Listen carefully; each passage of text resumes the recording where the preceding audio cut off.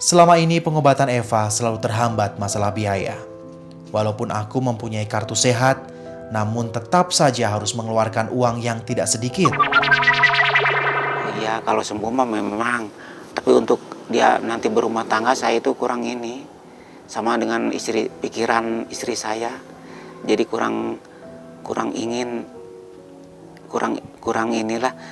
berminat kalau anak saya berumah tangga tuh siapa itu. Keluargaku yang bahagia. Ya, itulah impianku kini. Aku ingin sekali memperbaiki hubunganku dengan istriku. Aku yakin hal itu akan memberi pengaruh yang baik bagi kondisi kejiwaan anak-anak kami. Selain itu, aku juga ingin memperbaiki kondisi ekonomi keluarga. Ingin rasanya aku memberi rumah yang layak bagi keluargaku, di mana aku, istriku, dan anak-anak kami dapat hidup dengan tenang. Kalau bisa mah ya dagang itu ya. Misalnya istri saya itu ya yang dagang, saya bantu. Apakah kalau misalnya saya kekurangan modal, malah bisa saya lebih giat lagi berusaha.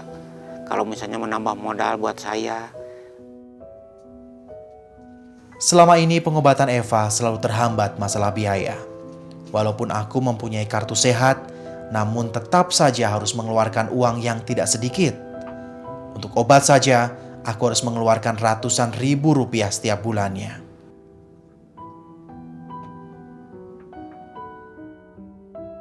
Berkali-kali Eva berubah jalan ke rumah sakit, namun belum ada perubahan yang berarti.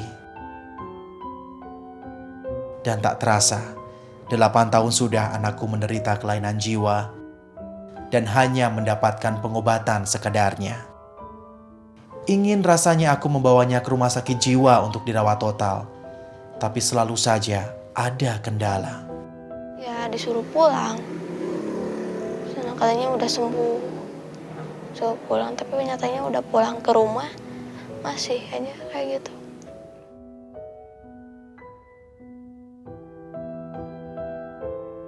Hampir saja aku putus asa. Aku tak tahu harus bagaimana agar anakku sembuh. Sampai akhirnya kesempatan itu datang.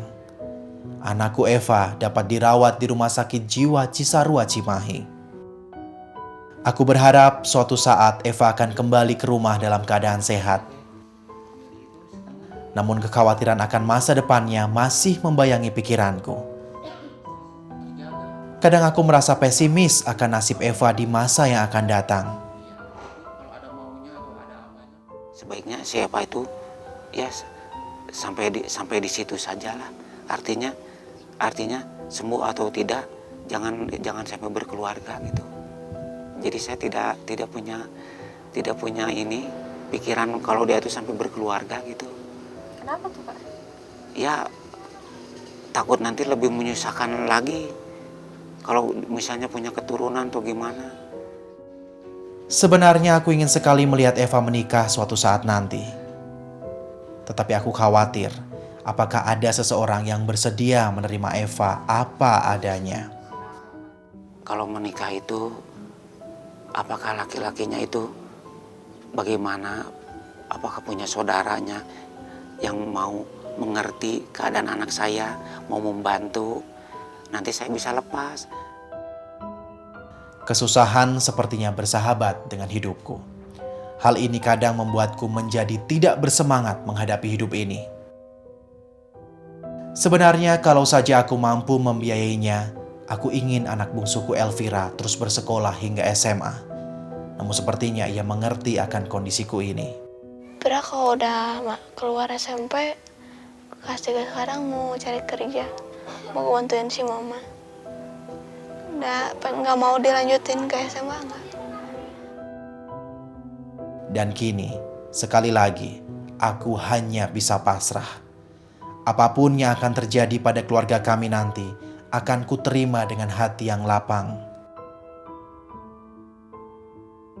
Tapi yang jelas, hatiku kini lebih tenang. Dengan dirawatnya Eva di tangan yang tepat,